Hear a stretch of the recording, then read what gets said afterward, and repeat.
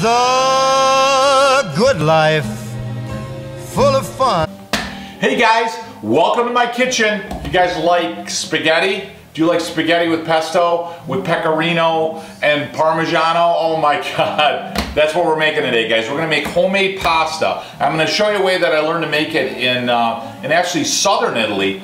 I'd always used traditionally the crank, and which is great, but a way that's, I think, faster, more efficient, and makes a lighter pasta. I found a lot of times when you squeeze the pasta, when you squish it together, it denses, makes the pasta more dense, which is great, and that's really great for drying it, and that's pretty much how you'll see a lot of the hardened or dried pastas made throughout Italy, and they're going to make it more with a semolina flour. So in this case, we're going to make it with an organic, unbleached, non-enriched bread flour. We're going to actually make it with what you call a guitar, essentially, and this is something that's used throughout Italy. And this is going to make more of a linguine, and this is going to make more of a spaghetti. So I'm going to make a spaghetti rather than a linguine myself. We're going to use a couple of different rolling pins.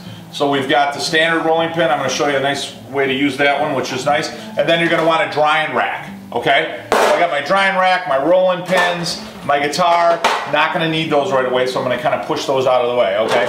And what do we got here? We got about 4 cups of flour, okay? And we've got, now I say 4 eggs. Typically you're going to want 1 egg per cup of flour is the general rule. If the eggs are a little bit smaller, then you're going to add 1. So that's why I put 5, because they're a little bit small. So I got about 4 cups and change of flour. I've got 1 egg per cup, a little bit more, and some salt, and then you're going to want some olive oil. And that's essentially it, okay? So we're going to make the traditional well. So I'm going to take, everybody when they email me and message me, they always like me to make the old-fashioned way. So that's what we'll do. And sometimes, you know, the food processor in many ways is going to be faster when you make the pasta, but by the time you clean the food processor, you know, probably in the end, it all averages up. All right, so here we go. We're gonna make a pile of flour. All right, and essentially all you're gonna do is you're gonna make a hole in the middle of the flour. Okay. So there's our well,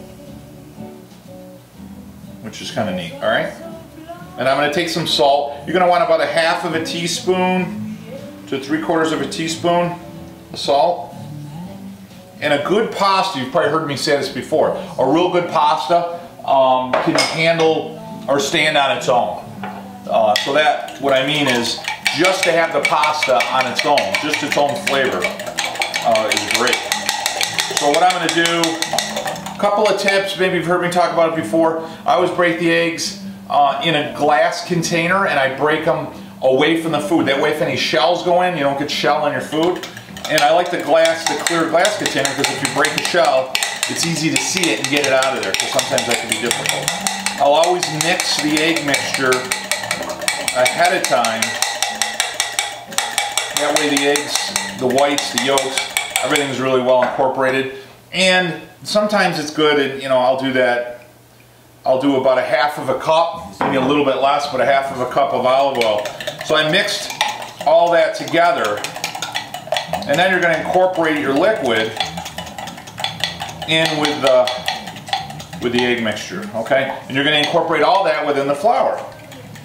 I used to sit there with my grandmother all the time. She had a piece of plywood and a rolling pin, and it wasn't even a rolling pin. It was a dowel of wood, I think, that her husband made, and it had a little hook, a little eye hook with a string on it, and she'd tuck it on the side of her stove. So she'd pull out her board, her rolling pin, and a ravioli cutter, and that was pretty much all she had as far as any type of gizmos. The rest of it was all done with her hands. So now what we're going to do, and every time I do this, I know a lot of times I talk about it, I always bring that up, but so the goal here, I'm going to make my well a little bigger because I have more liquid here than I made a well. Okay, there you go. And the goal here, you're going to make a mess. It's certainly going to feel like you're making a mess, but you're going to take that fork and you're just going to incorporate. And what I do with a fork, and certainly the way my grandmother taught me to do it, is you're taking that fork and you're incorporating the flour on the back side of it, okay? And what I'm going to do, I've got the water going here in the background, so I'm going to put some salt, season the water, because we're going to make the pasta, and we're going to put it right in there. So we're not messing around today. One of the other videos, we made a pesto, homemade pesto. I don't know if you guys can see it over there. Oh my God, molto deleccio. All right, so here we go. And you just keep mixing it, man. That's it. And the goal here is to try, which doesn't always work, but the goal is to try to get as much of the flour into the liquid as you can, so that it becomes like a thick paste before you got to put your hands in there. If not, you get the liquid all over your hands. This is your workout, morning workout. I like to do this knowing that I'm going to have almond paste cookies today. I'm going to have some biscotti today. So sometimes I get an email that says, hey, how do you have all this food and not gain a lot of weight? So one of the rules is make your own food. Roll some pasta every day. So if it takes 300 calories to roll pasta and you have a dish that's 300, 400 calories, you're still in good shape. So, but if you're just sitting there eating it and you're not making the dough, now what's going to happen is the more you work the dough, the tougher it's going to get. That's why a lot of like bread doughs, for example, or pastry doughs, pie crusts and so forth, you don't want to work the dough too much, because you want a pastry flour, which is a lower protein, and you don't want a lot of gluten to build up, because the strands of gluten make the dough tough. But in this case, with spaghetti or a pasta dough, you want it to get tough. You want it to develop a lot. You want it to be elastic, if you will. Now it's really starting to work good now. Yeah, and then one of the let's see that. That's great. It's got that elastic feel. Oh yeah, that's good. So I'm going to let this rest for about a half hour. And then after it rests, I'm going to work it for like another couple of minutes, and then we're going to make some spaghetti. Alright, so I'll talk to you guys in a minute. Okay guys, so like I said, I've got a rack here, okay, which we're going to put our pasta on. And we're not going to necessarily let it dry there, if you will, but a place to rest. I've got 2 different rolling pins. This is certainly a must. I think I got a little pasta dough in there because I was messing around already. Okay, so that's a must, and that allows you to thin it in the middle, because most of the times the traditional rolling pins, when you roll it, it's thick in the middle and thin on the outside. But in this case, it gets thin in the middle. Okay, we've got our guitar. All right, I've got a little flour along the side, okay, to dust with. So let me move some of this out of the way. All right, and I'm going to take just a little flour, hit the surface, okay? And what I like to do is here's our dough, it's been resting. Oh God, it smells so good. Oh. So I'm going to take a small section of dough. Boy, that's good dough. It's nice and hard.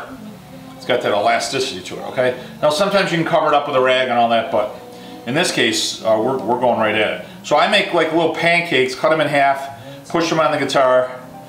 So let me do one kind of for the sake of showing you here, okay? So I'm going to take our traditional rolling pin. Now this is going to have a lot of elasticity. You can watch when I roll it, see how it comes back? And that's where this other rolling pin is just awesome. So this one's just not going to want to stick, so that's fine. I'll stick it right there. If you don't want to be part of my first pasta, then that's fine. Okay, so you're going to... There you go. Now some people use the crank, which is great, and I'll use the crank once in a while. And then there's pasta extruders where you... Oh, this baby is the baby right here. Look at that. That's the kids. Look at that. See? It's got that nice pressure in the center. So we're just going to roll this out. And again, it's going to want to come back on you. Don't get frustrated with that. That's good. That's a nice pasta dough. And you're just going to keep rolling it. In this case, you want to get thin. You want the pasta to be thin. You do not want, a thick pasta. Keep flipping it.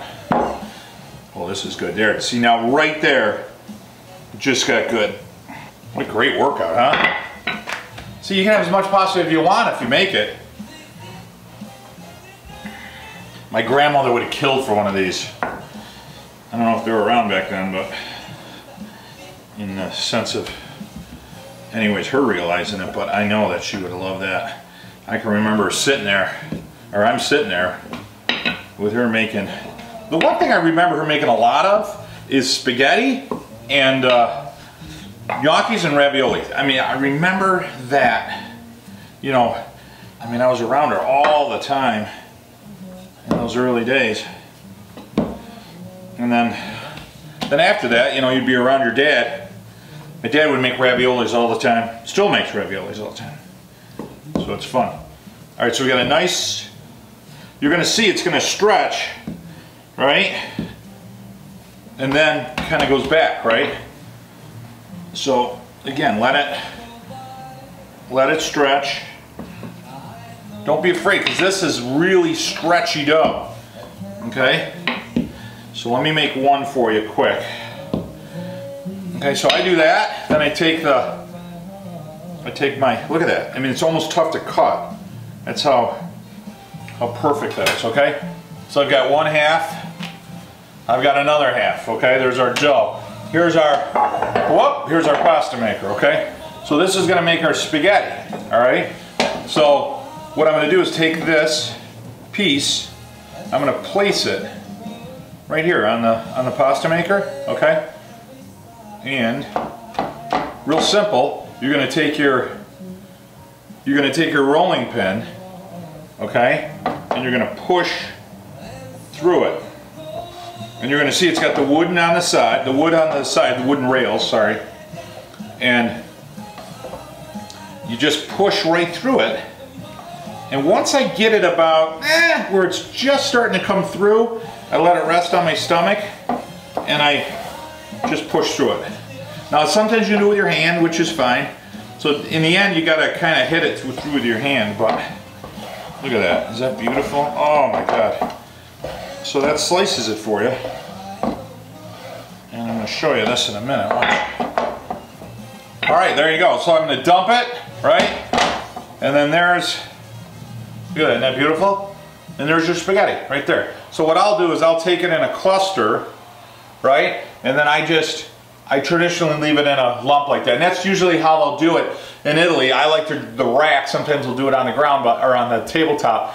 But I like the rack because it lets the air get up underneath it. Now you're gonna have some center will be soft, the outside will be hard, that's fine. And then when you're ready, it's only take about 3 minutes to cook in the hot water. So when you're ready, you take that, put it in the water, hit a little pesto, unbelievable. Hey guys, so it's been about 3.5 weeks. No, I'm just kidding. But there you go, isn't that beautiful? And oh, the smell of that pasta. And that's fresh pasta. I've got my water boiling. Got it seasoned, okay? What I'm gonna do right now is I'm gonna take a bowl, because it takes like 3 minutes to cook, okay? And I'm gonna put a splash of olive oil. I'm gonna put a splash of olive oil in the bottom of the bowl, okay? Oh, look at that, it's beautiful. Okay, so just to get it ready, okay? Now we're gonna do a pesto. So what I'm gonna do is, we had done a pesto in an earlier video. So I'm gonna get my fresh pesto over here. Isn't that beautiful? And I'm gonna put a little bit of the pesto in the really good, I put a high quality olive oil in there, okay? And that's it, stir that in. Now I'm gonna take a couple of these guys right here. And I'm just gonna set them right in there. Gently, turn on my heat a little, because I'm gonna lose a little bit of the heat. So not a lot, put 2, maybe 3. So it's gonna take a few minutes. I'm gonna put these in, I'm gonna drain it, pull it out, put it in there, stir it up. Oh my God, now it's been in there, like I said, about 3 minutes. Let's just take a quick.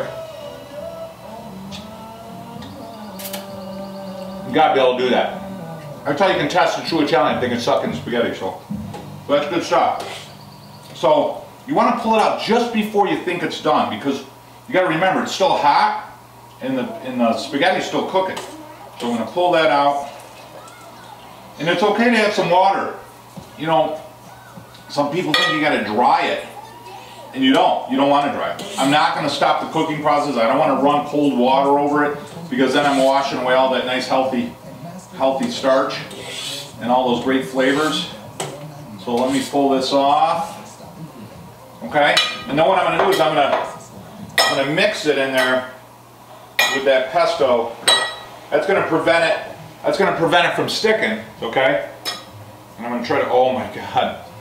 Oh, the smell of that, just delicious. So I'm going to whip a little bit more in here. We're going to make a plate. We'll be right back. Phenomenal. All right, guys. What I got here is I've got spaghetti homemade pesto that I made about an hour ago. Okay. And then I topped it just with a drizzle of fresh pesto, and I grated some fresh Parmesan cheese on there, all right? And I'll tell you, just the smell alone is a meal. Just, oh my God, the flavors of everything.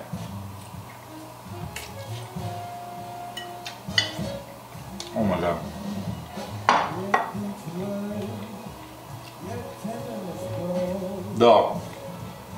The pine nuts jump right out. The garlic, the salt, the pepper, all that basil, which is almost more aromatic as far as how you taste it. Oh my God, is that phenomenal? Is that phenomenal? I wish you guys could just smell the aromas in the kitchen. It's fantastic. Guys, I want to thank you so much for joining me. I want to thank you so much for so many of the kind words I get on emails and on Facebook and on YouTube in the comments and the nice messages. I love doing this for my family, and I certainly love doing it with you. Don't forget, your family is the soul of your life. Spend some time making some meals with your family, set some traditions, learn about the ethnicity and the heritage of your family and where they come from. And it's such a great way to set up a time to spend with your children, even if it's just for an hour or two with no cell phones, no TV. Sit around the table, share some stories, laugh, hug, kiss, and embrace. My embrace from my kitchen to your kitchen. Have a wonderful week. I look forward to talking to you guys next week. It's the good life, full of fun.